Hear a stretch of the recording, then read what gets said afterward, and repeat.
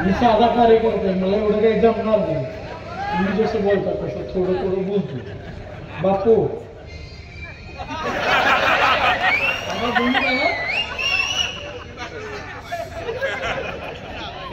मी आबासाहेबांचा कार्यकर्ता म्हणून मी 25-30 वर्ष इथं राजकारण आहे आबासाहेबासंग. आणि आबासाहेबाला नमस्कार. मी 2 शब्द भाऊपशी, दादापशी, बापू, बाबासाहेब, बापू याच्यासमोर मांडतो. ही आपण सार्वजनिक सत्कार घेतला होता. मी वारंवार जयभाऊकडे जात होतो आणि भाऊ आम्हाला एक, आता तुम्ही पालकमंत्री झालाय त्या नात्यानं आम्हाला एक सरकारची संधी द्या. भाऊनी मला टाळाटाळी केलं. बरंच जरा थांब. अहो भाऊ कधी देत आहे तारीख? तर मी काय मग नंतर मी बापूला विचारलं, आबाला विचारलं,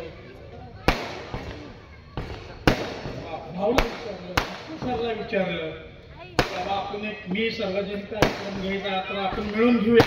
तर समजायला मला घेऊ म्हणले आणि आपण सर्वांनी एकत्र मिळून कार्यक्रम घेतले. तर भाऊ आता तुम्ही या जिल्ह्याचा पालकमंत्री झाले. दादा तुम्ही पहिल्यापासून केलेलं आहे काम.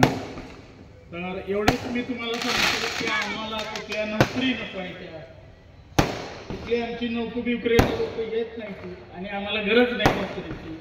आम्हाला एकच आमचं उर्वरित पाणी लागलेलं आहे. आणि भाऊ तुम्ही जसं तुमच्या मतदारसंघात केलंय तसं ह्याही मतदारसंघात तुम्ही करावं. दादा तुम्ही तुमचा मतदार एकदम छान केलेला आहे. पण ही बी तुमचाच मतदारसंघ आहे. तुम्हाला ह्या मतदारसंघानं भरभरून प्रेम केलेलं आहे.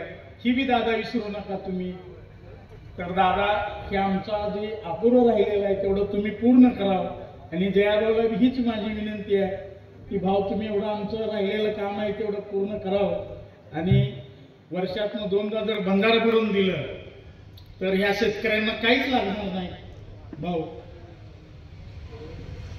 आणि आता गेटेड बंधार जर मोठ्या प्रमाणात घेतलं बॅरिकेड तर एक 4-5 बंधार जर घेतलं आमच्या वरच्या ह्याच्यापासनं बोलोडीपासनं खाली पतूर आपल्या साव्या पतूर एक 4-5 बंधार बसतील तर भाऊ आम्हाला काहीच लागणार नाही.